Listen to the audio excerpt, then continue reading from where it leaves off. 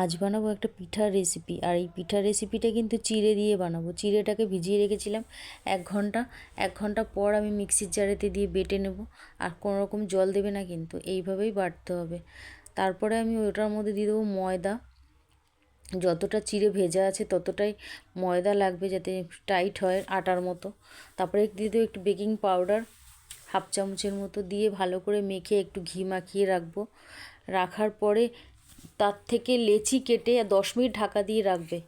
তারপরে লেচি কেটে যে যেরকম শেপ দিতে পারো ওরকম শেপ দিয়ে নেবে। আমি কিছু কুলি পিঠার শেপ আর একটু কিছু ফুলের শেপ দিয়ে নিয়েছি।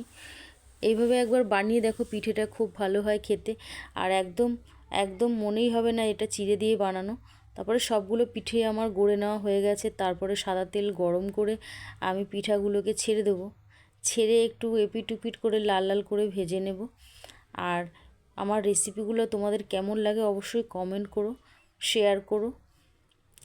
তারপরে চিনি শিরা করে নেব। পিঠাগুলো উঠিয়ে রেখে তেল থেকে 1 বাটি চিনি, 1/2 বাটি জল আর 2টো এলাচ দিয়ে ভালো করে শিরাটাকে ফুটিয়ে নেব। আর শিরাটাকে ফুটিয়ে নেওয়ার পরে পিঠাগুলো দিয়ে শুকিয়ে নিতে হবে, যাতে চিনি শিরাটা গায়ে লেগে থাকে।